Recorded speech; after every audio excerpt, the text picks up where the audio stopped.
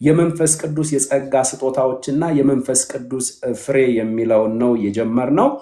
እንግዲህ የመንፈስ ቅዱስ የጸጋ ስጦታዎችና የመንፈስ ቅዱስ ፍሬ በዚህ ዘመን በክርስቲያኖች ዘንድ ትኩረት ሊሰጣቸውና ባላንስ ሊደረጉ የሚገባቸው ነገሮች ናቸው። ምክንያቱም ቅዱሳን ይህንን ነገር ካለመረዳትና የጸጋ ስጦታቸውን በመንፈስ ቅዱስ ፍሬ ላይ ካለመመስረታቸው የተነሳ የብዙ ቅዱሳን አገልግሎት ከጥቅሙ ይልቅ ጉዳቱ፣ ከማነጽ ይልቅ ደግሞ ማፍረሱ በግልጽ የሚታይበት ዘመን ላይ ስላለን እነዚህን ነገሮች የመንፈስ ቅዱስ የጸጋ ስጦታና የመንፈስ ቅዱስ ፍሬ የሚለውን በደንብ አድርገን ልናስተውላቸው በዚያም እውነት ላይ ልንራመድ የጸጋ ስጦታዎቻችንን በመንፈስ ቅዱስ ፍሬ ላይ ልንመሰርት ይገባናል። የጸጋ ስጦታ ባመንበት ቅጽበት የሚሰጥ ነው። በዛው ሰው መሆን ደግሞ ሊገለጥም ይችላል። የአገልግሎት የሥራ ድርሻችን ነው። አንድ ሰው አገልጋይ ሆነ የጸጋ ስጦታው ተገለጠ ማለት ግን የመንፈስ ቅዱስ ፍሬ ማለትም የክርስትና የብስለት ሕይወት ተገልጦበታል ማለት አይደለም። በጣም መጠንቀቅ አለብን። አንድ ሰው የጸጋ ስጦታው ተገልጦ መድረክ ላይ ቆሞ ማገልገል ጀመረ ማለት የክርስትና ብስለት ላይ ደርሷል ማለት አይደለም።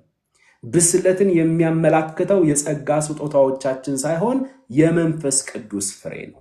የመንፈስ ቅዱስ ፍሬ ጌታችን ኢየሱስ ክርስቶስ በምድር ላይ በሥጋ ወራቱ በተንቀሳቀሰበት ጊዜ ይኖርበት የነበረው የሕይወት ስርዓት ማለት ነው። የመንፈስ ቅዱስ ፍሬ የብስለትን ሕይወት፣ የክርስትና የእድገትን ሕይወት የሚያመላክት ነው። የጸጋ ስጦታችን ሌላ ነው፣ የመንፈስ ቅዱስ ፍሬ ሌላ ነው። የጸጋ ስጦታዎቻችን በመንፈስ ቅዱስ ፍሬ ላይ ካልተመሰረቱ ከጥቅማቸው ይልቅ ጉዳታቸው፣ ከማነጽ ይልቅ ደግሞ ማፍረስ ሊበዛ ስለሚችል ቅዱሳን ወንድሞቼ እህቶቼ፣ ወደ አገልግሎት የምትመጡ ወንድሞች፣ በአገልግሎትም ላይ ያላችሁ ወንድሞቼ የጸጋ ስጦታዎቻችን በመንፈስ ቅዱስ ፍሬ ማለትም በክርስትና የብስለት ሕይወት ላይ ሊመሰረቱ ይገባል።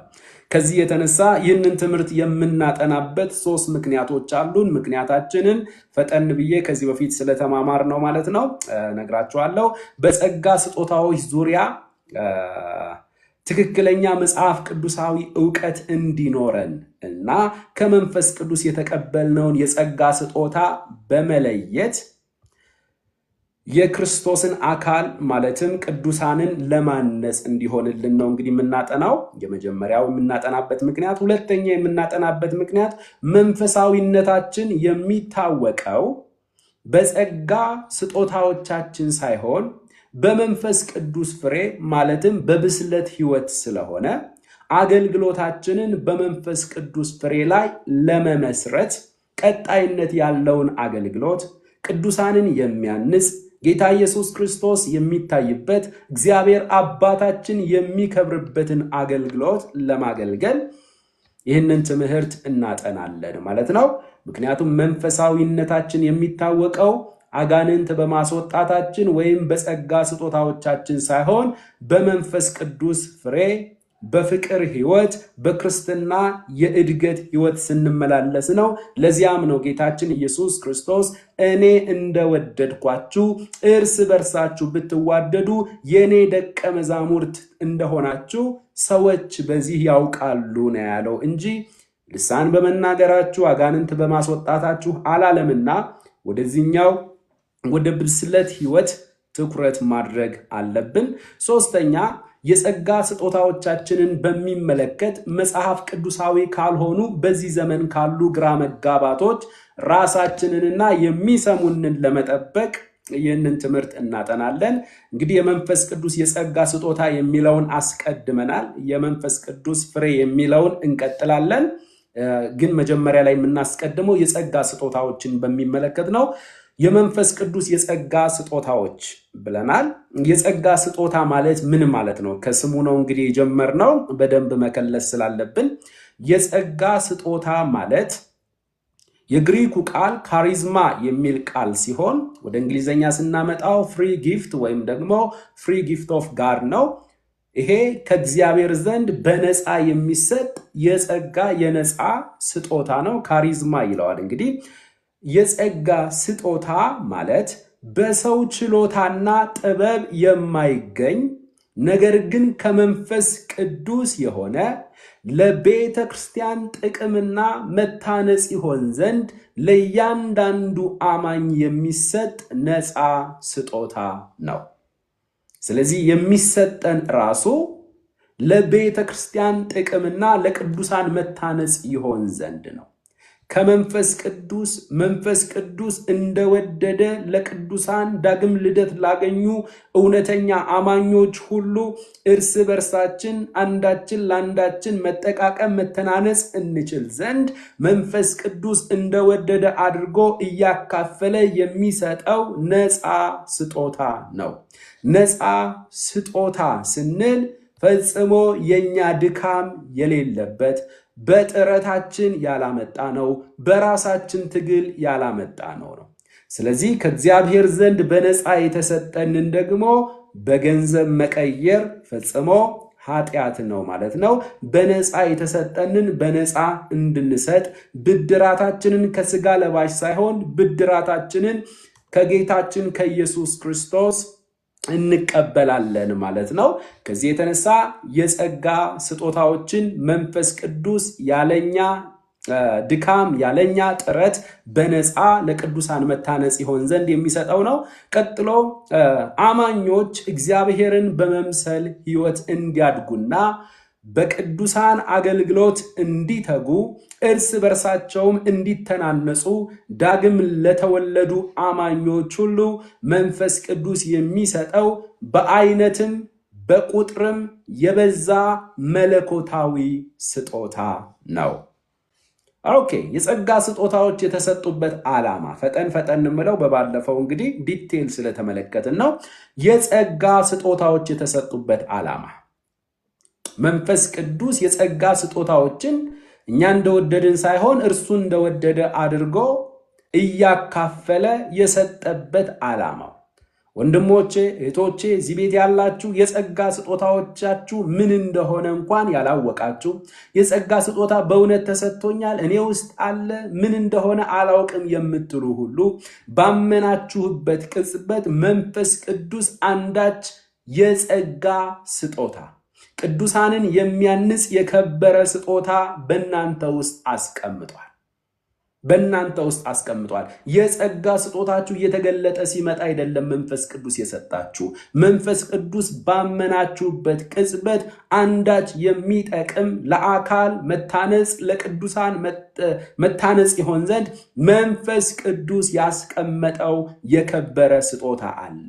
በክርስቶስ ኢየሱስ ያመኑ እውነተኛ አማኞች ሁሉ የጸጋ ስጦታን ባመኑበት ቅጽበት ተቀብለዋል። ታዲያ ያ የተሰጣቸው የጸጋ ስጦታ ወይም የተሰጠን የጸጋ ስጦታ የተሰጠበት ዓላማ አለ። መንፈስ ቅዱስ ከሆነ የሰጠን መንፈስ ቅዱስ ራሱ የሰጠበት ዓላማ አለው። እኛ በራሳችን ትግል አላመጣነውም እና በራሳችን መንገድ ለራሳችን ዓላማ መጠቀም አንችል።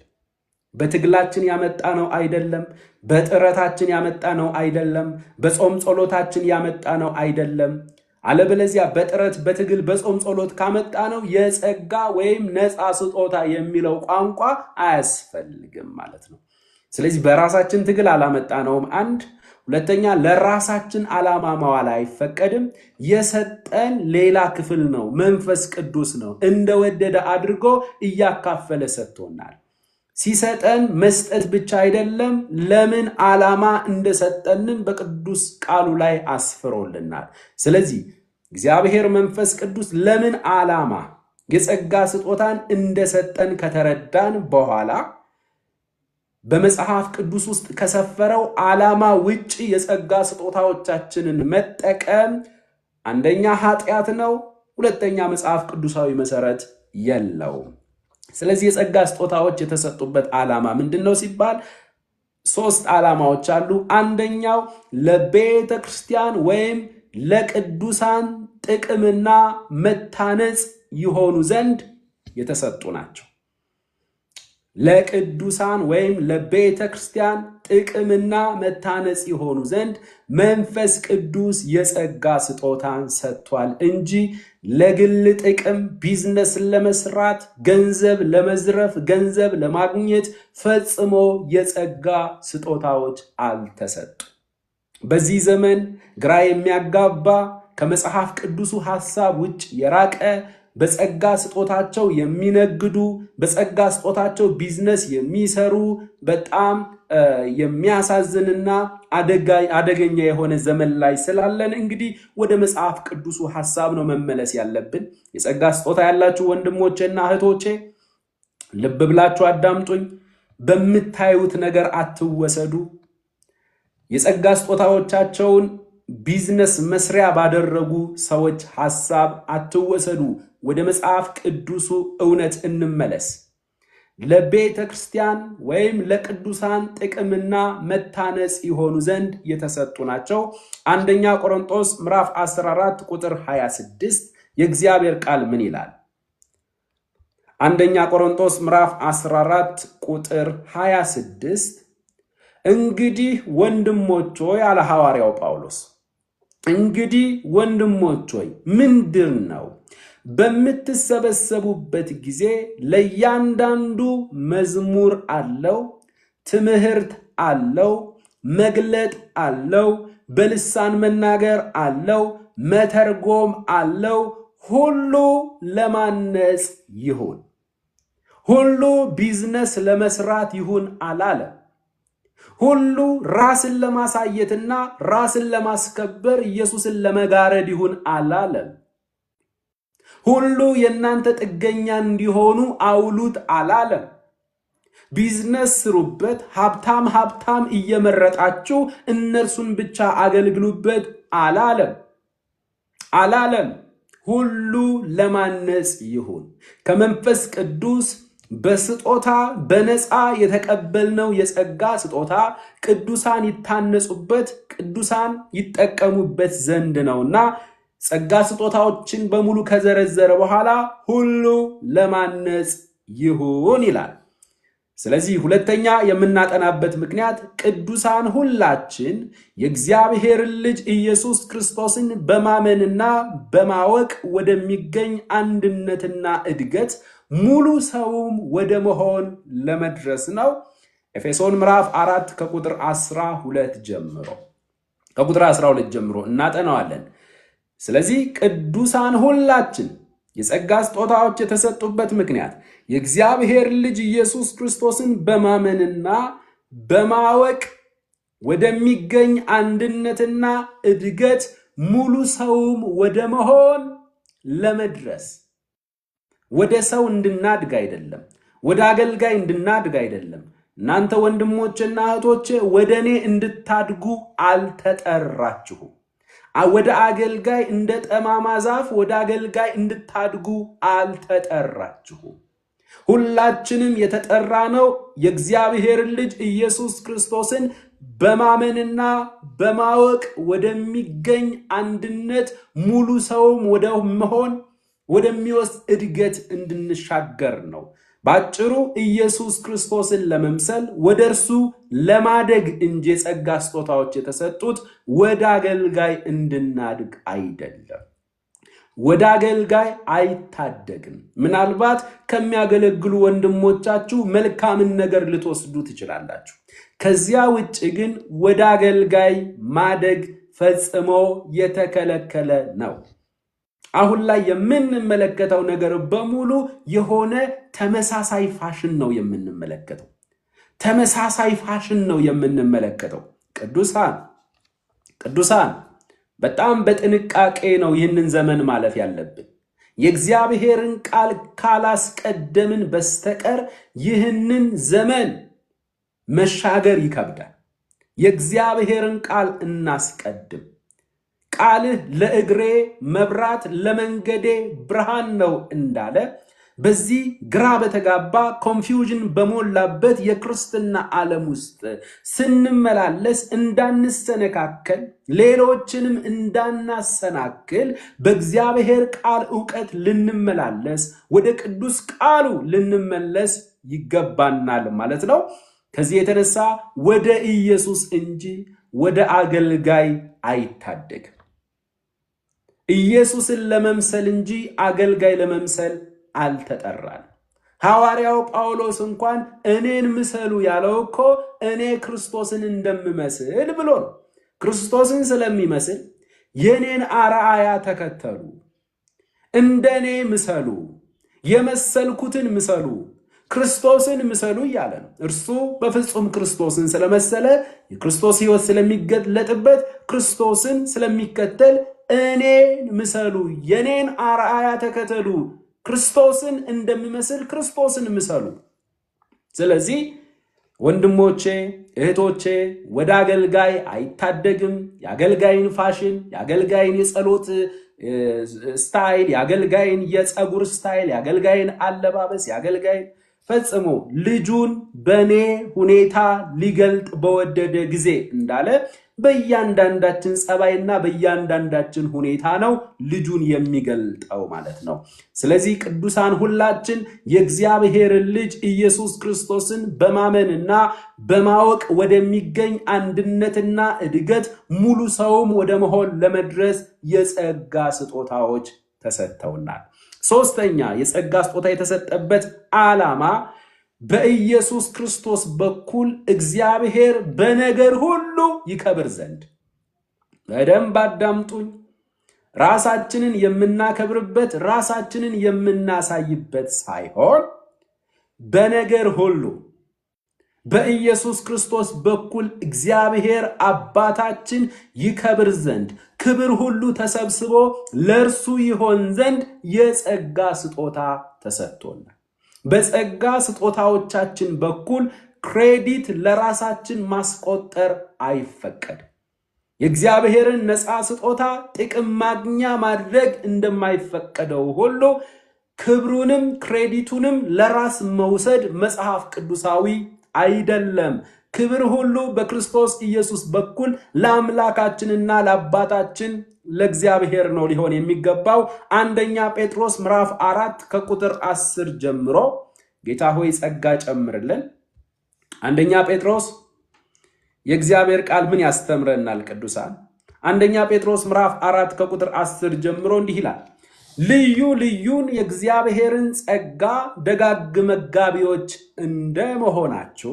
ተመልከቱ፣ እያንዳንዱ ሰው የጸጋ ስጦታ ተሰጥቶታል። በጸጋ ስጦታው ሲገለጥ ሌሎችን ቅዱሳን ምን ይላል? በተሰጠው የጸጋ ስጦታ ይመግባል። ሁላችንም መጋቢዎች ተብለናል። አሁን መጋቢ የምትባለው ለፓስተር ብቻ የተሰጠ አድርጎ ሰው ለምን እንደሚያስበው አላውቅም። ነገር ግን በተሰጣችሁ የጸጋ ስጦታ ቅዱሳንን የምታንጹ ከሆነ ኦልሬዲ በተሰጣችሁ ጸጋ ቅዱሳንን እየመገባችሁ ለሆነ ክፍል ብቻ አይደለም የሚሰጠው።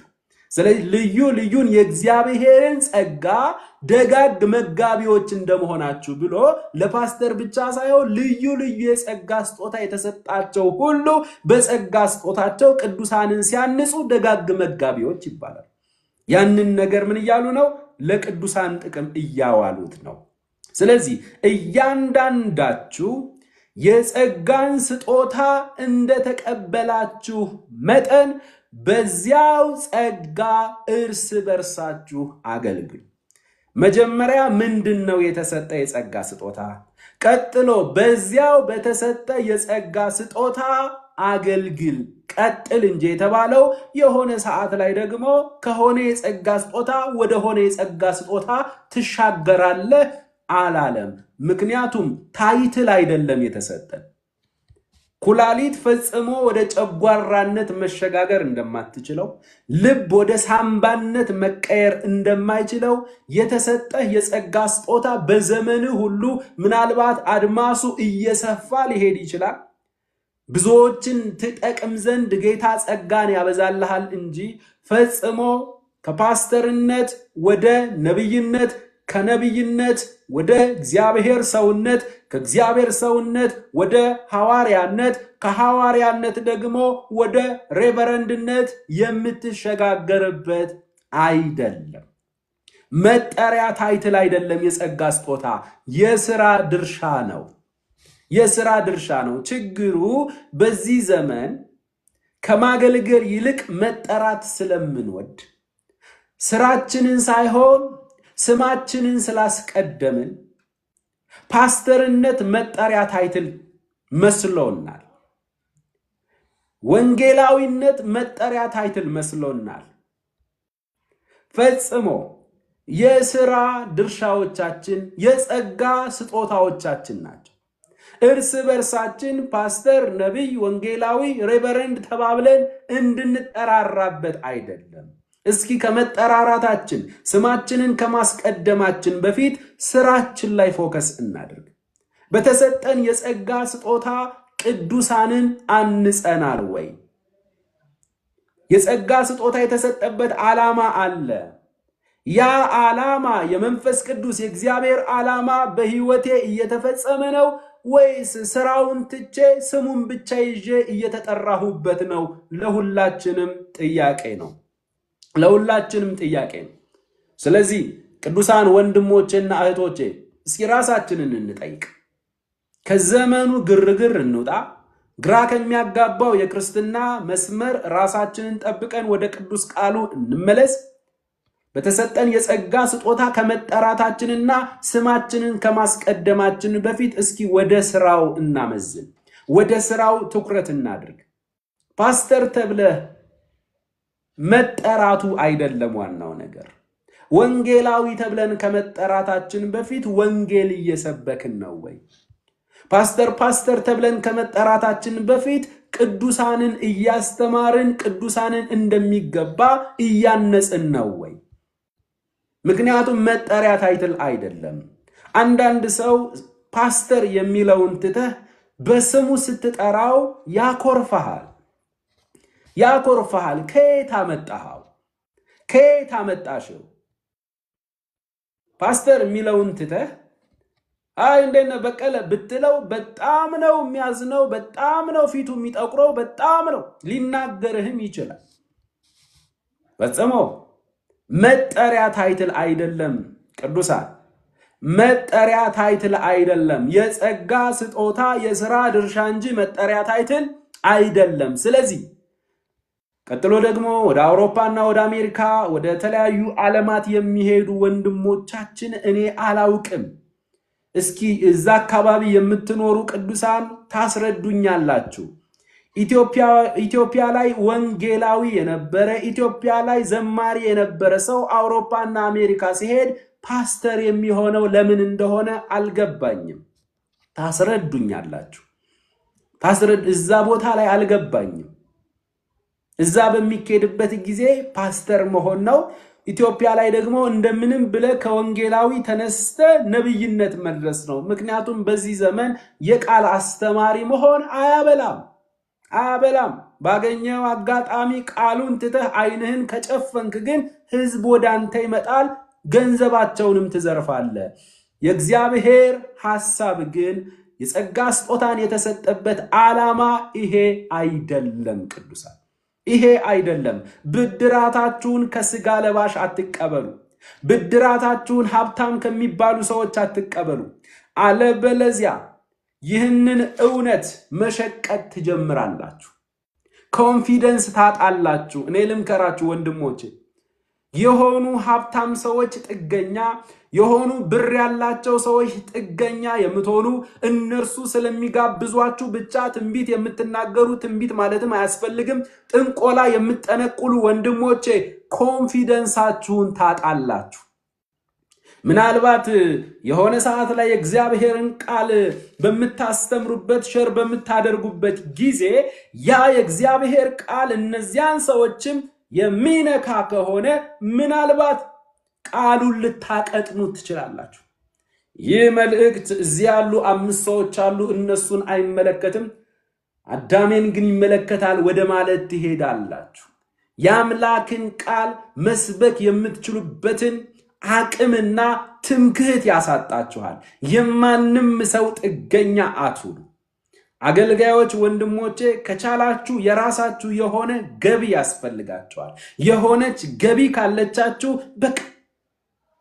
በቃ ከማንም ሰው ጋር አትነካካ። በተለይ አዲስ አበባ ምድር ላይ የምትኖሩ የምታገለግሉ ወንድሞቼ ፈተናው እንደሚበዛ ብዙ አገልጋይ ጓደኞቻችን ይነግሩናል። የገንዘብ ፈተና ውስጥ ተጠምደው የገንዘብ ፍቅር ውስጥ ገብተው ስብርብር ያሉ እስርስር ብለው የተቀመጡ ምን የመሰለ ጸጋ ያላቸው ወንድሞች አሉ። ተጠንቀቁ። ህዝቡ ራሱ ያስታችኋል። ህዝቡ ራሱ ቃል ስታስተምር አይመጣልህም። ቃል ዛሌም ገላትያ ነው እንዲያ እና 45 ደቂቃ 1 ሰዓት ሙሉ ሊሟዘዝብን ነው የሚል ማርሽ ቀይረ ወዲያው ሃሌሉያ ሃሌሉያ ይታየኛል ስትል ህዝብ ይሞላል። ህዝቡ ራሱ ያሳስተሃል። ስለዚህ የምታገለግሉ ወንድሞቼ ተጠንቀቁ።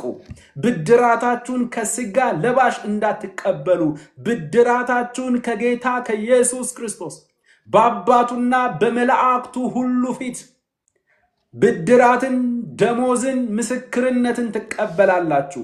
ከስጋ ለባሽ አትቀበሉ። ስጋ ለባሽ ያሳስታችኋል። ስለዚህ ወደ ጴጥሮስ ሐሳብ እንመለስ። ማንም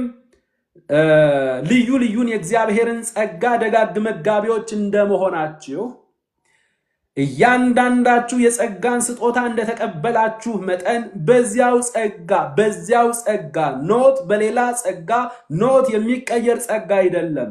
በዚያው ጸጋ እርስ በርሳችሁ አገልግሉ። ኖት ቢዝነስ ስሩበት። አሁን በሚያሳዝን ሁኔታ የጸጋ ስጦታዎቻችን ቢዝነስ እየተሰራበት ቢዝነስ የሚዘምሩ ዘማሪዎች ዝማሪያቸው ለድርድር እያቀረቡ ነው። እሁድ ቀን መተህ ታገለግለናለህ፣ ስንት ነው የምትሰጡኝ? ስንት ነው የምትከፍሉኝ? ይሄንን ያክል እከፍልሃለሁ፣ አያዋጣኝም። ምክንያቱም ሌሎች ቸርቾች በእንደዚህ አይነት ሽብር ነው የተዋዋል ነው፣ ካላስፈለገ በጨረታው አልገደድም ብሎ ወደ ሌላ ቤተክርስቲያን ሄዶ የሚያገለግልበት በገንዘብ በጣም አስደንጋጭ የሆኑ ገንዘቦች ናቸው። በዚህ እየተደራደሩ ይሄ አያዋጣኝም የሚሉ እንደገናም ደግሞ የአምላካችንን ጸጋ በልዩ ነገር መቀየር በጣም በሚያሳዝን ሁኔታ በልዩ ነገር መቀየር የአምላካችንን ጸጋ ስጦታ ማለት እኮ በነፃ የተሰጠህ ማለት ነው።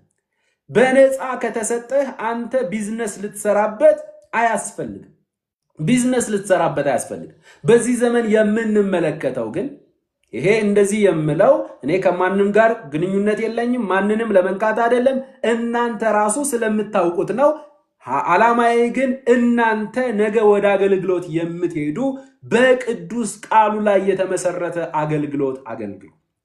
ይህንን ትምህርት እየሰሙ ያሉ ደግሞ በትህትና ካዳመጡ ወደ መጽሐፍ ቅዱሱ ሐሳብና ዓላማ እንዲመለሱ እንናገራለን።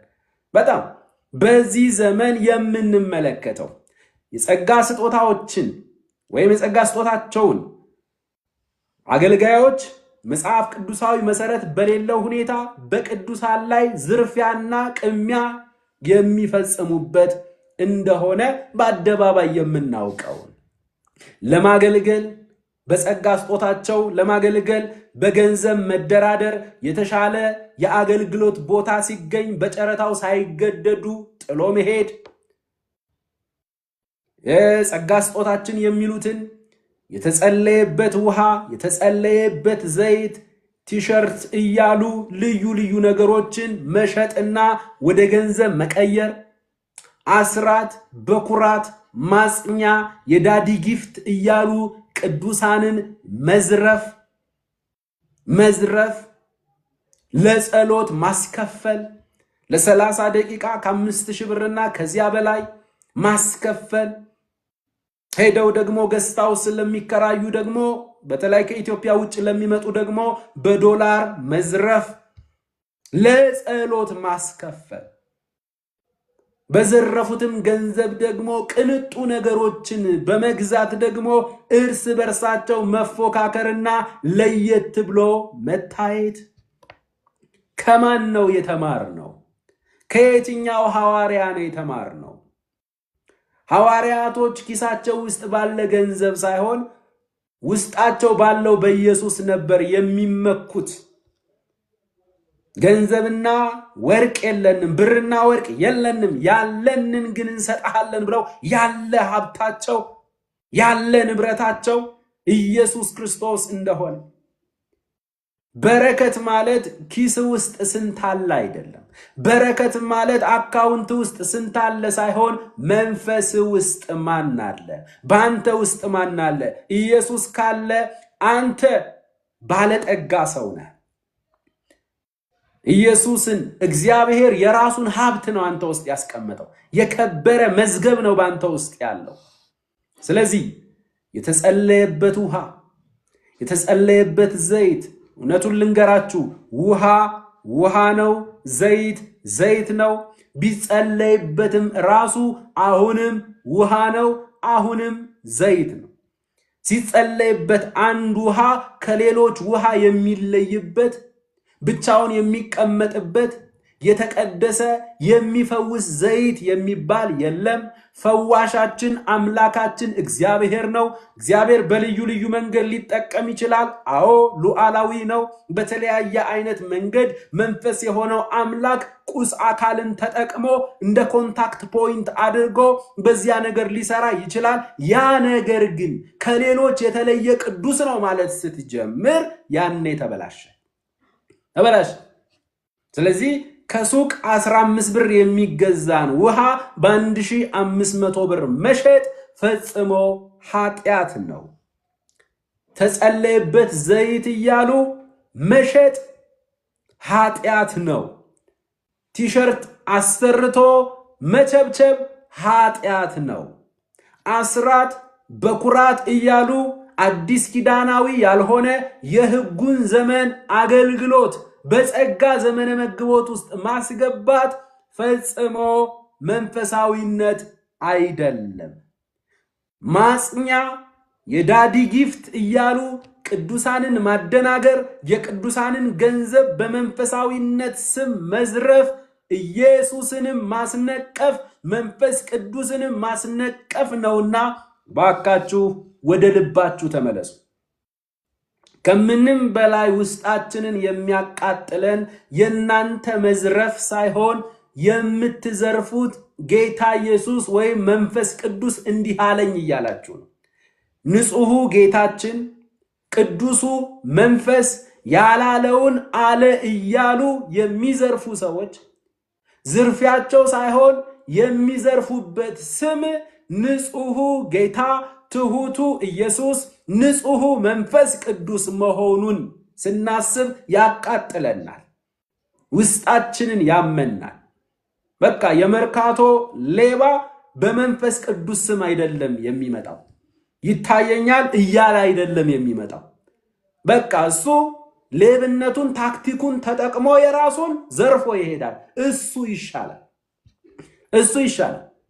ቤተ ክርስቲያን ውስጥ ግን ጸጋ አለኝ በማለት መድረክ ላይ ቆሞ መንፈስ ቅዱስ ያላለውን አለኝ እያሉ ኢየሱስ ያልተናገረውን ተናገረ እያሉ ቅዱሳንን የሚዘርፉ፣ ቅዱሳንን የሚያታልሉ፣ ያልተናገረውን እየተናገሩ ያልተፈወሰችውን ተፈውሰሻልና መድኃኒትሽን አቁሚ፣ መድኃኒትሽን ጣይ እያሉ ብዙዎች ወደ ሞት እንዲሄዱ ምክንያት የሆኑ ሰዎች አሉ። እነዚህን ሰዎች ሰማይ አላካቸው። ለአገልግሎታቸው ሰማይ ዕውቅና አልሰጠም። በኢየሱስና በመንፈስ ቅዱስ ስም እየነገዱ ነው። መንፈሳዊ ቦታ ላይ ስላሉ የኢየሱስንና የመንፈስ ቅዱስን ስም እየጠሩ የሚዘርፉ ናቸው። ከመርካቶ ሌቦች የባሱ ናቸው። because የመርካቶ ሌባ በመንፈስ ቅዱስ ስም በኢየሱስ ስም አይደለም የሚዘርፈው። እነዚህኞቹ ግን የአምላክን ስም እየጠሩ የንጹሑን ጌታ ስም እየጠሩ የሚዘርፉ ናቸው። እግዚአብሔር ወደ ልባቸው ይመልሳቸው። ለእናንተም ለወንድሞቼ ነገ ወደ አገልግሎት የምትመጡ ወንድሞቼ፣ ወጣት ወንድሞቼ በደንብ አዳምጡኝ።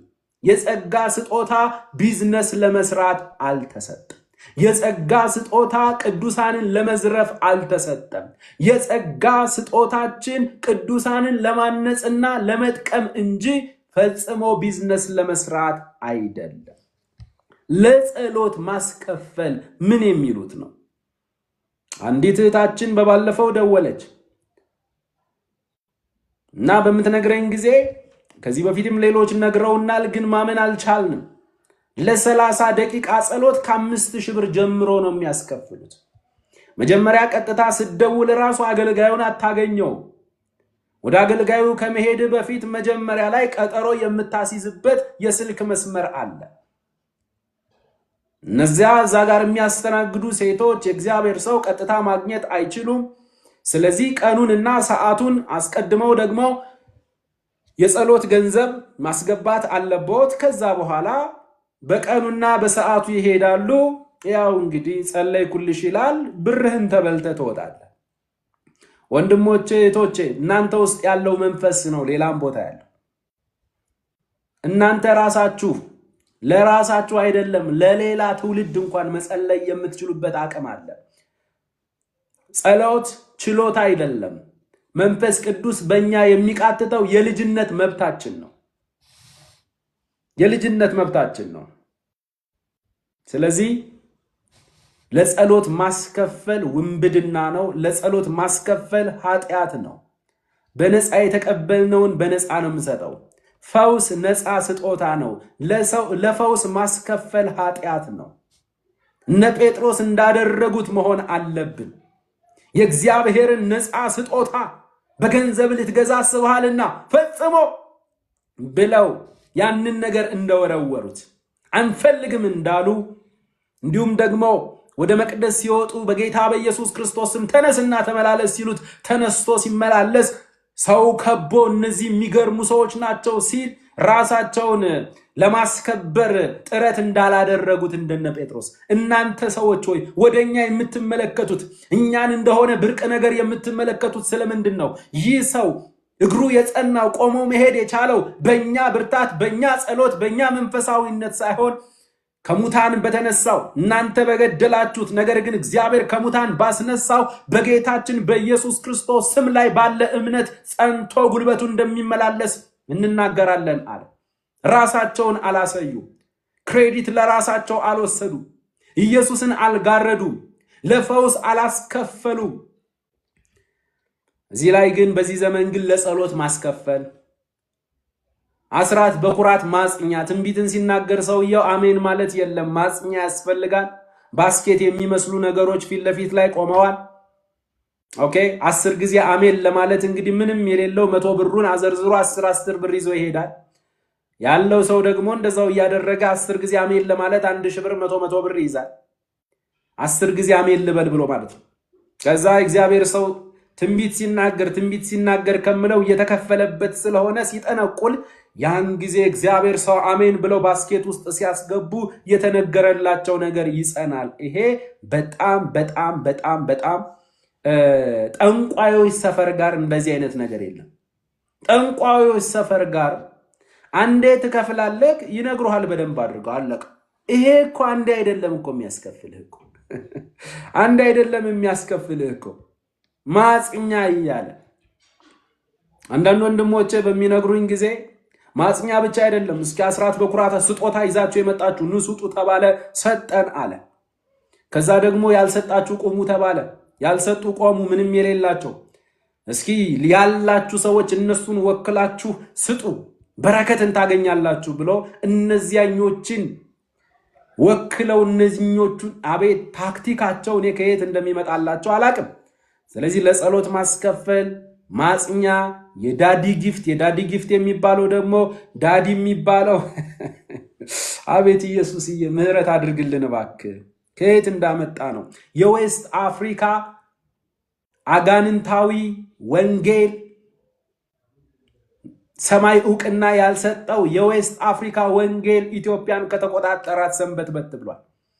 ሰውየው ቢሮ ላይ ይቀመጣል። በኬሻ ብር ታመጣለ ብለሽው እያለ በቃ የዳዲ ጊፍት ይባላል። እንግዲህ በዘረፉትም ገንዘብ ቅንጡ ነገሮችን፣ ቅንጡ መኪና፣ ቅንጡ ቤት እየሰሩ ይጠቀማሉ።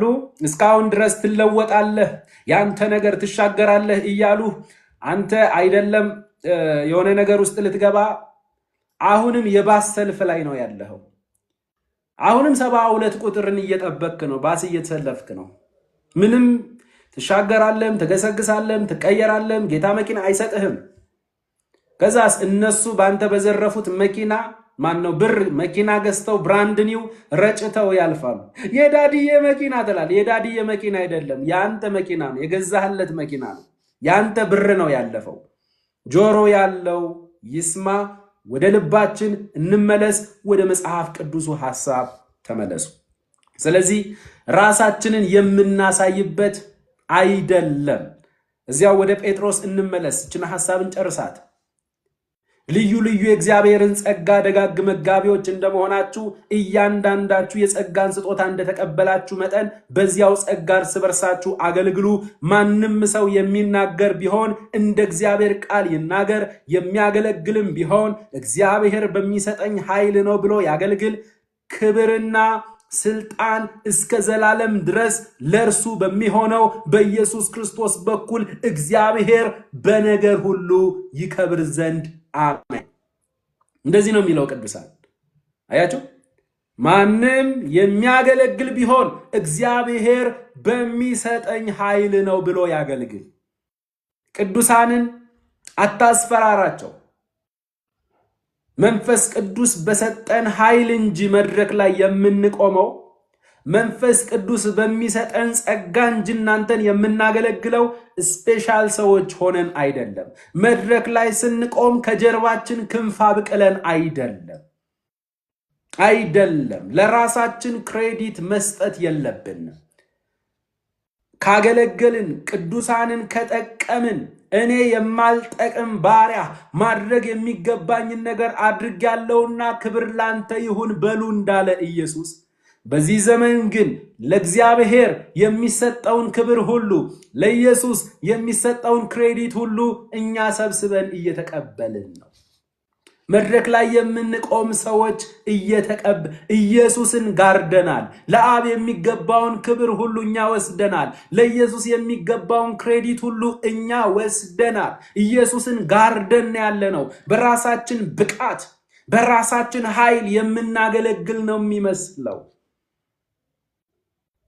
አይደለም። በመንፈስ ቅዱስ እርዳታ፣ በመንፈስ ቅዱስ ኃይልና ጸጋ ነው የምናገለግለው። እንደናንተ ደካሞች ነን። የምትደክሙ ወንድሞቼ፣ እኛም እንደክማለን። ጥያቄ ያለባችሁ፣ እኛም ጥያቄ ያለብን። አብረን ስንጸልይ የወንድሞቻችን ጸሎት፣ የእህቶቻችን ጸሎት ሊመለስ ይችላል። አንዳንድ ጊዜ ያንተ ላይመለስ ይችላል።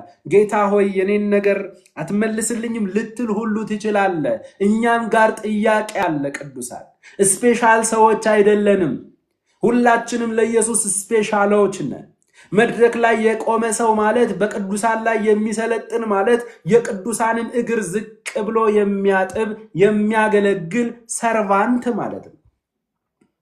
አሁን ጊዜው ተቀይሮ በጣም አደጋ ላይ ስላለን ነው። ለዚያ ነው አንድ አባባል፣ በጣም ቆንጆ አባባል ሰማን። በኢየሱስ ዘመን ኢየሱስ በምድር ላይ በሥጋ ወራቱ በተመላለሰበት ጊዜ አንዱ ኢየሱስ 5000 ሰዎችን መገበ። በዚህ ዘመን ግን በሚያሳዝን ሁኔታ 5000 ሰዎች አንዱን ፓስተር ይመግቡታል። ከየት አመጣ ነው? የኢየሱስ መንገድ አይደለችም። ከማን ነው የተማርነው? የሐዋርያው ጳውሎስ መንገድ አይደለም። ቢዝነስ መስራት ፈጽሞ መጽሐፍ ቅዱሳዊ አይደለም። ወንጌልን ለጥቅም ብሎ መሸቀጥ ፈጽሞ መጽሐፍ ቅዱሳዊ አይደለም። የቤተ ክርስቲያናችን የምታውቁት አንድ አባባል አለ። ወንጌል አደራ እንጂ እንጀራ አይደለም። እንጀራ ካስፈለገ ወርደን እንሰራለን። ከዚያ ውጭ ግን በአምላካችን ጸጋ በተሰጠን ነፃ ስጦታ ቅዱሳንን ማነጽና ማገልገል ሲገባል በእነርሱ መገልገል እነርሱን መዝረፍ ፈጽሞ መጽሐፍ ቅዱሳዊ አይደለም። ሲከፋ ደግሞ በኢየሱስ ስምና መንፈስ ቅዱስ ያላለውን እያለኝ ነው እያሉ ዓይንን ጨፍኖ ቅዱሳንን መዝረፍና ማታለል ከኃጢአቶች ሁሉ የከፋ ኃጢአት ነው። ስለዚህ ስናገለግል እግዚአብሔር በሚሰጠኝ ኃይል ነው ብሎ ያገልግል ይላል። ትምክህትህን ተወው። ያቆመህ መንፈስ ቅዱስ ነው። ሰው ያደረገህ መንፈስ ቅዱስ ነው። ከሙታን ሰፈር አውጥቶ ከወደቅንበት አንስቶ ታሪካችንን ቀይሮ ስም የሌለንን እኛን ስም ሆኖልን በኃጢአታችንና በበደላችን ሙታን የነበርነውን እኛን በእኛ ሳያፍር መካከለኛው መስቀል ላይ ለአይሁዳዊ ወንድ ልጅ በማይመጥን ሁኔታ እርቃኑን ተንጠልጥሎልን ነው ሰው ያደረገን። ክብራችን ኢየሱስ እንጂ እኛ ክብር የለንም። ስማችን ኢየሱስ ነው፣ በራሳችን ስም የለንም። ስለዚህ ምንም ከራሳችን በወጣ በራሳችን ብቃት አይደለም የምናገለግለው፣ በመንፈስ ቅዱስ ኃይል ነው። ለዚያም ነው ሐዋርያው ጳውሎስ ከሌሎች ሐዋርያት በላይ ደክም ያለው አገልግያለው፣ ነገር ግን እኔ ሳልሆን በእኔ ውስጥ ያለ የእግዚአብሔር ጸጋ ነው ብሎ ለእግዚአብሔር ክብር እንደሰጠ፣ ለጸጋው ባለቤት ለጸጋው ክብር እንደሰጠ ክሬዲት እንደሰጠ እኛ ሁላችን እንደ ሐዋርያው ጳውሎስ እኮ ገና ማገልገልም አልጀመርንም እኮ። ከማገልገላችን በፊት መገልገል ነው ትዝ የሚለን። ለቅዱሳን ምን እሰጣለሁ ሳይሆን ከቅዱሳን ምን እቀበላለሁ ነው እያሰብን ያለ ነው። ጌታ ለሁላችንም ምሕረት ያደርግልን። ለዘመኑ አገልጋዮች ወደ ልባቸው ይመልሳቸው። ከምንም በላይ ደግሞ እዚህ ቤት የምትማማሩ ነገ ወደ አገልግሎት የምትመጡ ወንድሞቼ ወጣት ቅዱሳን አዳምጡኝ። አገልግሎት የቢዝነስ ቦታ አይደለም። አገልግሎት ስለ ክርስቶስና ስለ ወንጌል የምንሰደብበት የምንሰደድበት በስማችን ላይ አላስፈላጊ ስም የምንቀበልበት አገልግሎት የመከራ መንገድ ነው። አገልግሎት ዝቅ ብለህ የምታጓዝበት መንገድ ነው። አገልግሎት አንዳንድ ጊዜ መብትህን የምታቆምበትና የጌታን ፈቃድ ብቻ የምትፈጽምበት ነው። አገልግሎት አንዳንድ ጊዜ ብዙ የሚያምሩ ነገሮች አሉ። እነርሱን ሁሉ ስለ ጌታና ስለ ወንጌል ብለህ ጥለህ ኢየሱስን የምታከብርበት የዝቅታ መንገድ ነው። አገልግሎት ኢየሱስን መከተል መከራ አለበት።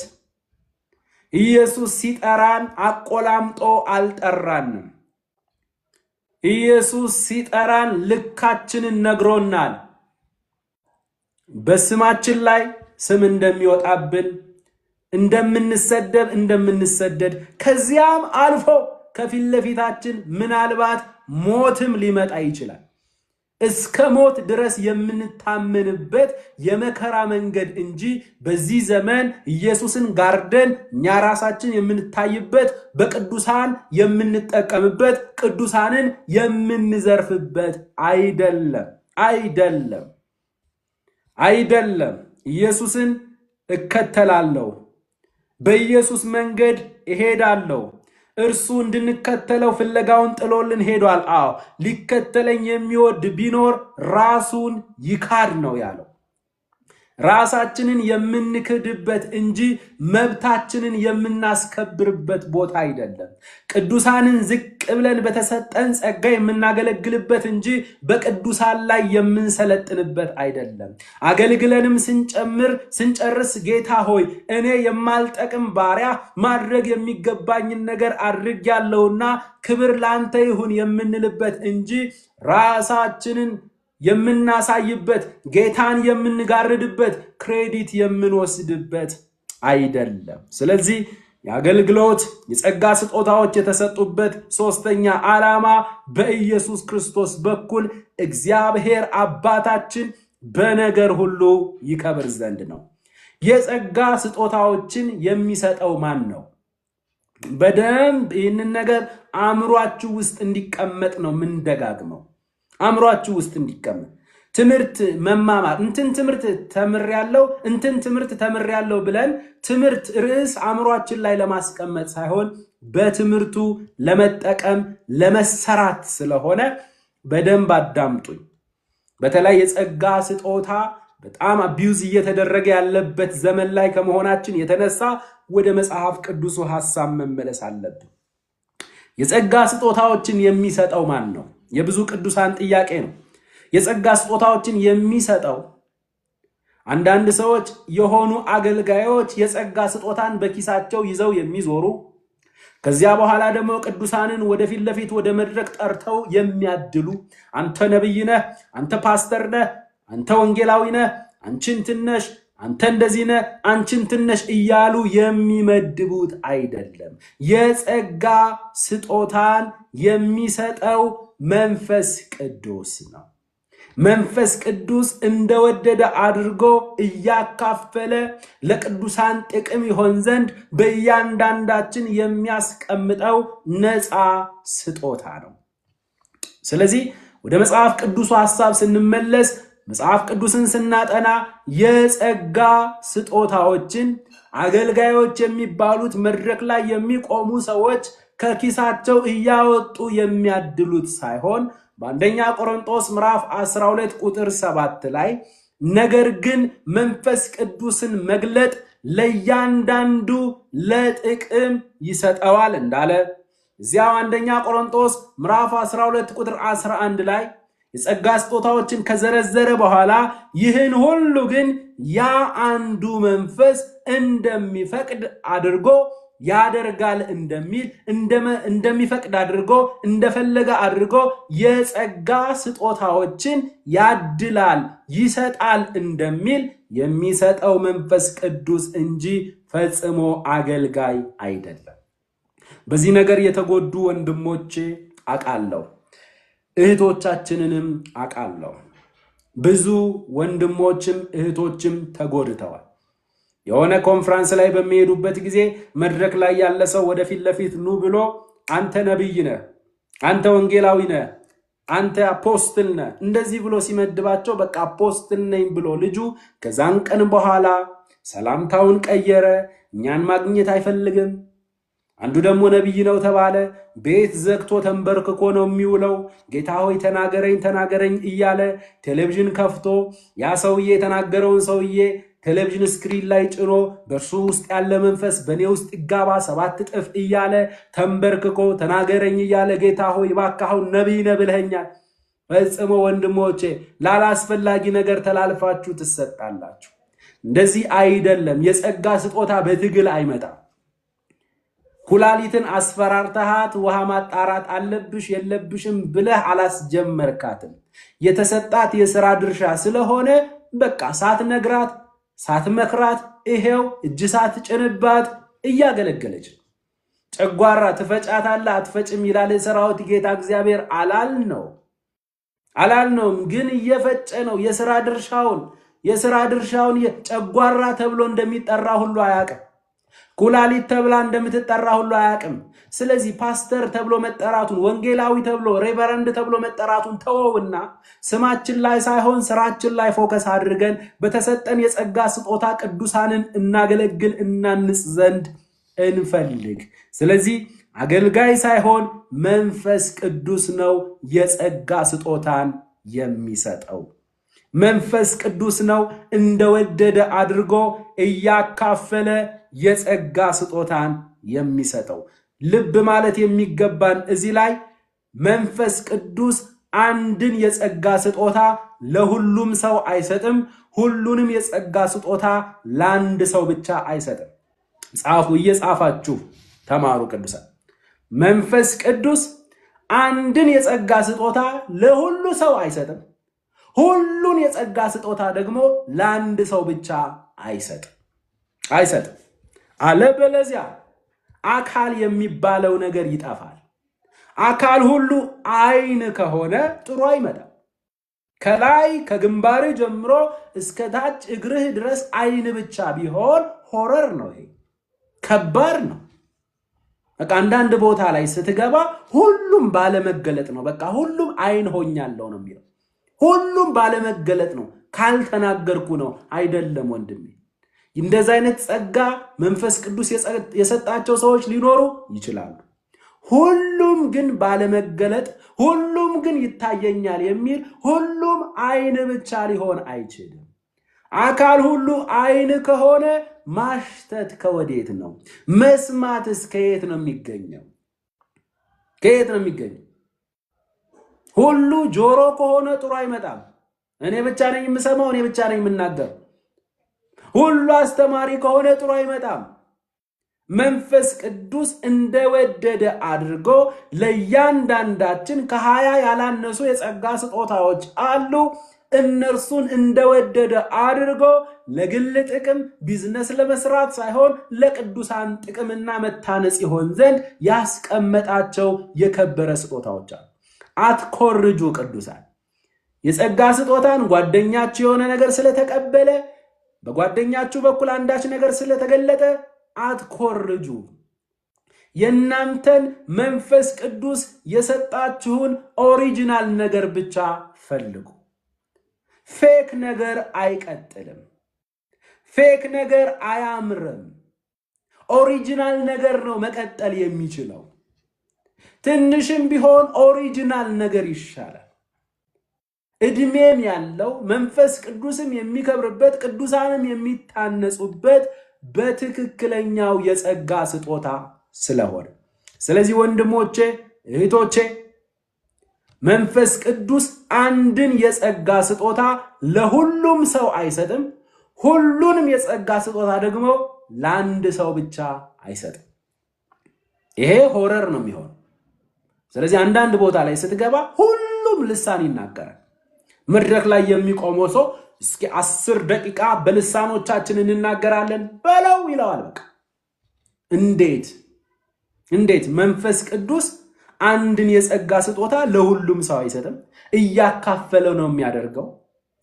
እንደወደደ አድርጎ እያካፈለ ነው የሚሰጠው እንጂ ሙሉ አንዱን የጸጋ ስጦታ ለሁሉም ሰው አይሰጥም።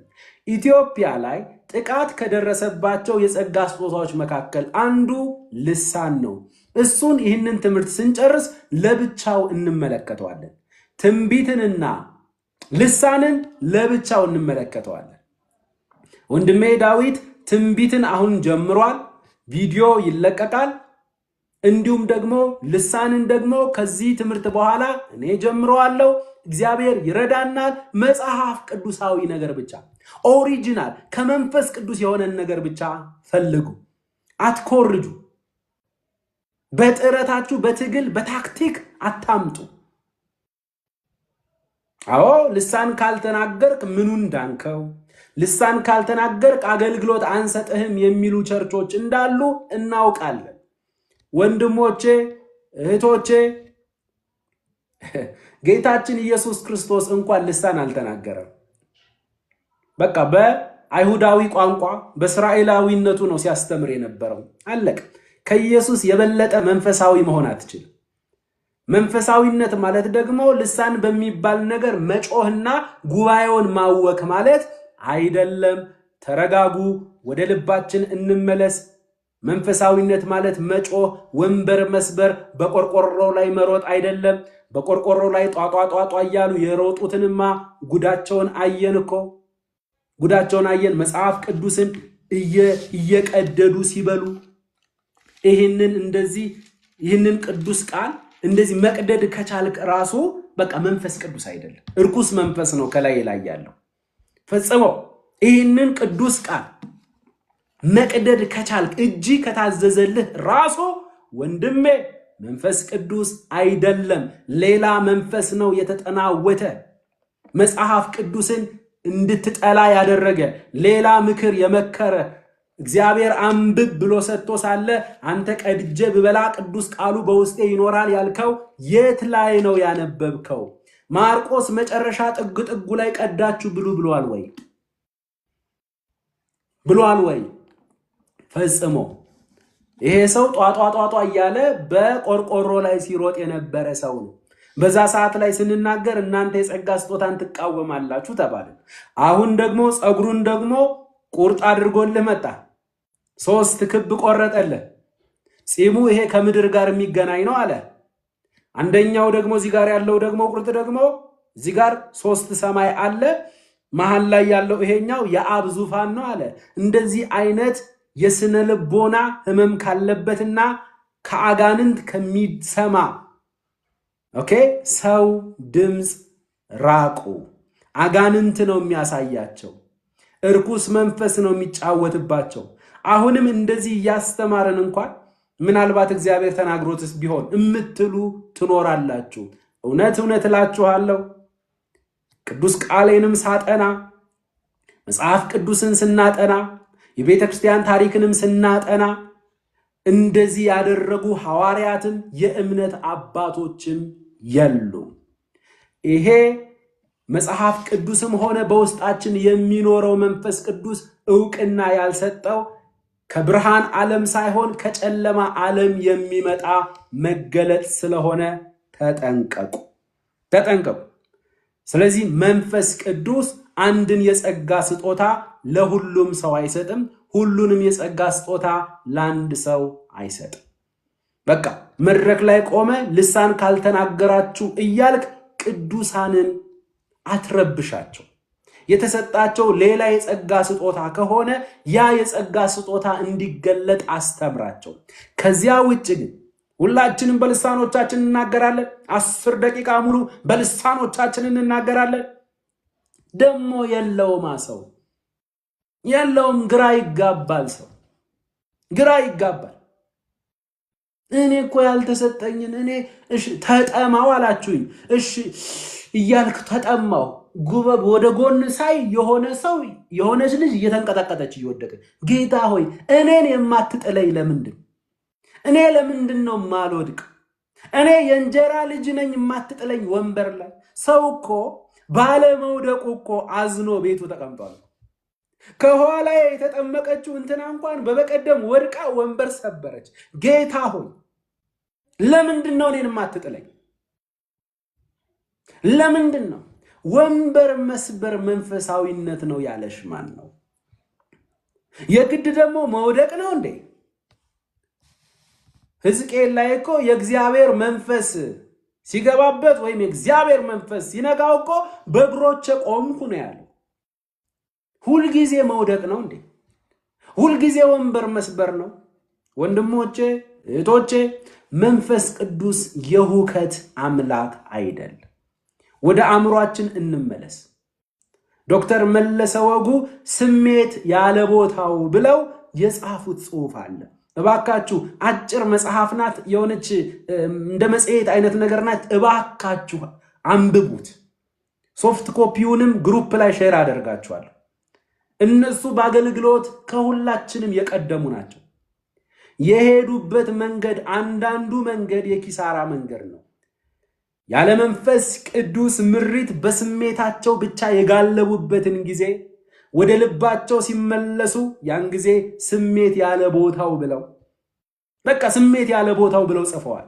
ይህንን ሁሉ ግርግር በስሜታዊነት ያደረጉትን ሁሉ እየተቆጩ ለወጣቶች ትምህርት ይሆን ዘንድ አስቀምጠውልናል። እስኪ አንዳንድ ጊዜ በአገልግሎትም ከኛ ቀድመው ከሄዱ ሰዎች እንማር፣ እንረጋጋ፣ ወደ መጽሐፍ ቅዱሱ ሐሳብ እንመለስ። በውስጣችን የሚኖረው መንፈስ ቅዱስ እሱ ሊያደርግ የሚፈልገውን ነገር ለማድረግ መታዘዝ ውስጥ እንግባ። ከዚህ የተነሳ መንፈስ ቅዱስ አንድን የጸጋ ስጦታ ለሁሉም ሰው አይሰጥም። ሁሉን የጸጋ ስጦታ ደግሞ ለአንድ ሰው አይሰጥም። በልሳን አቅጣጫ በዝርዝር ርዕሱን ብቻ አንስተን እናጠናዋለን። እውነት አሁን ልሳን ብለን የምንናገረው በየቸርቹ እውነተኛ ልሳን ነው? እንመጣበታለን። ልሳን ማለት ከስሙ ትርጉም ጀምሮ እንመጣበታለን። በደንብ አድርገን እናየዋለን። ምክንያቱም ፕሮቴስታንቱ ልሳን ብሎ የሚናገረውን ኦንሊ ጂሰሶች ደግሞ እንደዚያው አንድ ላይ ሲናገሩት እናያለን። እነሱ በስላሴ አያምኑም፣ በመንፈስ ቅዱስ አያምኑም። ከዚህ የተነሳ መንፈስ ቅዱስ ነው የሰጠን ብለን እኛ እዚህ ጋር አክት የምናደርግበትን ነገር እነሱ ከኛ በበለጠ ሲጠቀሙበት ሲጮሁና ያለን። ስለዚህ ተመሳሳይ ነገር ነው፣ አንድ ነገር ነው። ይሄ ነገር መመርመር አለበት፣ ወደ ልባችን መመለስ አለብን። ቅዱስ ቃሉን መመርመር አለብን። አንድ ቦታ ላይ ፓስተሩ መጣ፣ ሲጭንባቸው አልናገር ሲሉ እንግዲህ እዛው ቦታ ላይ የነበሩ ሰዎች ናቸው የሚነግሩን። ሌላ ጊዜ ፓስተሩ የራሱን ልሳን የሚለውን ነገር ጽፎ መጣና ሃሌሉያ እየጸለይኩ ባለሁበት ሰዓት ላይ መንፈስ ቅዱስ ልሳንህን ጽፈ ስጣቸው ብሎኛል አለ። በቃ ሁሉም አበደ። የፓስተርዬ ልሳን ኮፒ አድርጋችሁ ተጠቀሙ አላቸው። ኮፒ አድርጎ ሰው ሁሉ ወንበር ስር ገብቶ ሲለማመድ ሰነበተና በሚቀጥለው ሳምንት ተገናኙ። መድረክ ላይ ወጣ። ሁላችንም እስኪ በልሳኖቻችን እንናገራለን ሲል አንድ አይነት ድምፅ ወጣ። እውነት እላችኋለሁ በዚያ መካከል መንፈስ ቅዱስ የለም። የመንፈስ ቅዱስ ሥራ አይደለችም። የጸጋ ስጦታ በኩረጃ የሚመጣ አይደለም። ምንድነው የምትናገረው? አማርኛውን ተው። ምንድነው የምትናገረው? ኦሮምኛ፣ ትግረኛ፣ ኦሮምኛውንም ትግረኛውንም አፍ ላይ ተው። አሁን አፍ ውስጥ የሚመጣውን አምጣ። አፍ ውስጥ ያለው ሃራካታላባያስ ካዲላራ በደንብ እየቀያየር በደንብ ኤግራማ ሃንዳ ራባሻካ ሃሌሉያ መሃል ጨምርበት። መሃል ላይ ሃሌሉያ በልበት። ሃሌሉያ ኤግራማ ሃንዳ ራባሻካ ሃሌሉያ። በቃ ችለሃል። ይሄ ነው ወይ? የሰው ስራ ናት እቺ፣ የሰው ጥበብ ናት እቺ። ከመንፈስ ቅዱስ የሆነ ኦሪጂናል ነገር ፈልጉ። አለበለዚያ እንደዚህ አይነት ግርግር ባለበት ቦታ አጋንንቶች ራሱ ይሳተፋሉ። በምንጸልይበት ጊዜ በልሳን በሚባል ነገር እየተናገሩ አጋንንት ይወጣላቸው ሰው እናቃለን። አትታለሉ። ወደ ልባችን እንመለስ። ክርስትና ግርግር አይደለም። ክርስትና ክርስቶስን መምሰል ነው። ክርስትና በመጽሐፍ ቅዱስ ዕውቀት እየታነጹ የክርስቶስ ሕይወት እየተገለጠባቸው ክርስቶስን እየመሰሉ ወደ ክርስቶስ እያደጉ በነገር ሁሉ አብን እያስከበሩ መኖር መመላለስ ነው። መጮህ አይደለም ክርስትና። ግርግር መፍጠር አይደለም ክርስትና። በቆርቆሮ ላይ መንጠልጠል አይደለም ክርስትና። መጽሐፍ ቅዱስን በቫዝሊን ውስጥ እየነከሩ መብላት አይደለም። ይሄ ባዕድ ነገር ነው። ከልት ነገር ነው። አባቶይ ወደ ልባችን መልሰን። ስለዚህ የጸጋ ስጦታዎችን አገልጋዮች ሳይሆን መንፈስ ቅዱስ ነው የሚሰጠው። ቀጥሎ የጸጋ ስጦታዎች ለአማኞች ሁሉ የተሰጡ ናቸው። ለአማኞች ሁሉ እንጂ ለሆኑ ስፔሻል ሰዎች የተሰጡ አይደለም። በክርስትና 30 ዓመትም ይሁነው አሁን ከ30 ደቂቃም በፊት ደግሞ ያመነ ወንድማችን ይሁን በውስጡ መንፈስ ቅዱስ የጸጋ ስጦታን ያስቀምጣል። የጸጋ ስጦታ ስፔሻል ለሚባሉ ሰዎች የሚሰጥ አይደለም። የጸጋ ስጦታ ልዩ ለሚባሉ ሰዎች የሚሰጥ አይደለም። የጸጋ ስጦታ ዳግም ለተወለዱ እውነተኛ አማኞች ሁሉ ከመንፈስ ቅዱስ በነፃ የሚሰጥ ለቅዱሳን ጥቅምና መታነጽ ይሆን ዘንድ የሚሰጥ የከበረ የጸጋ ስጦታ ነው። ስለዚህ እዚህ ቤት ያላችሁ አዲስ አማኞችም ሁሉ እንዲሁም የሰነበታችሁ በክርስቶስ ኢየሱስ ያመናችሁ ሁላችሁ ባመናችሁበት ቅጽበት መንፈስ ቅዱስ የጸጋ ስጦታን ሰጥቷችኋል። የጸጋ ስጦታችሁ አልተገለጠም ማለት አልተሰጣችሁም ማለት አይደለም። ስለዚህ መንፈስ ቅዱስ ለሁሉም ቅዱሳን ለሁሉም አማኞች እንደሚሰጥ ኤፌሶን ምዕራፍ 4 ቁጥር 7 ላይ እንዲህ ይላል እግዚአብሔር ቃል፣ ነገር ግን እንደ ክርስቶስ ስጦታ መጠን ለእያንዳንዳችን ጸጋ ተሰጠን ይላል። ለሆኑ ስፔሻል ሰዎች ጸጋ ተሰጠ አይደለም። ነገር ግን እንደ ክርስቶስ ስጦታ መጠን ተመልኩ፣ እንደ ክርስቶስ ስጦታ መጠን ለእያንዳንዳችን ኖት ለስፔሻል ሰዎች፣ ኖት ለጥቂት ሰዎች፣ ለእያንዳንዳችን ጸጋ ተሰጠ። አንደኛ ቆሮንቶስ 12 ቁጥር 7 ነገር ግን መንፈስ ቅዱስን መግለጥ ለእያንዳንዱ ለጥቅም ይሰጠዋል። መንፈስ ቅዱስን መግለጥ ለእያንዳንዱ ለጥቅም ይሰጠዋል ይላል እንጂ ለሆኑ ስፔሻል ሰዎች፣ ለሆኑ ልዩ ለሆኑ ሰዎች፣ ለሆኑ መድረክ ላይ ለሚቆሙ ሰዎች ብቻ የተሰጠ አይደለም። ምናልባት ብዙዎቻችን የምንሸወደው መድረክ ላይ ያለ መድረክ ላይ የሚታይ የመድረክ አገልግሎት ብቻ የጸጋ ስጦታ፣ ስለዚህ መድረክ ላይ እስከወጣ ድረስ ጌታ አልሰጠኝም የምትሉ ከሆነ መድረክ ላይ ያሉ አገልግሎቶች ጥቂት ናቸው። ምናልባት 5 ወይም 6 ናቸው። ከ20 በላይ የሆኑ የጸጋ ስጦታዎች ናቸው ያሉት። አብዛኛው ከጀርባ ነው ያለው። ቅዱሳን ለምሳሌ የምክር አገልግሎት አለ። ስትመክር ማንም ላይ ሊጠቀም ይችላል። ማንም 2 ሰው 3 ሰው መጥቶ ሊጠቀም ይችላል። እነዚያን ሰዎች በታማኝነት ካገለገልክ እኛ መድረክ ላይ ሆነን ከምንጮኸው እኩል ጌታ ኢየሱስ ክርስቶስ ብድራትን ይሰጣል። የታይታ ቦታ አይደለም። እንዲያውም መድረክ የምንወጣ ሰዎች እኮ ለብዙ ነገር የተጋለጥን እኮ ነን። ጌታ ጸጋውን ካላበዛልን ጥበብን ካልጨመረልን በስተቀር ለብዙ አደጋ፣ ለቅዱሳንም የመሰነካከል ምክንያት፣ ለጌታ ለኢየሱስ ክርስቶስ ለስሙ የመነቀፍ ምክንያት፣ ለአዳዲስ ነፍሳትም እንቅፋት ልንሆን እንችላለን። መድረክ ላይ ስትወጣ ብዙ ነገር በነፃነት አትጠቀም። አንዳንድ ጊዜ መብትህን እንኳን ልታቆም ትችላለህ መድረክ ላይ ከወጣ። ስለዚህ መድረክ ላይ መውጣት ነው አገልግሎት ያለው ማን ነው?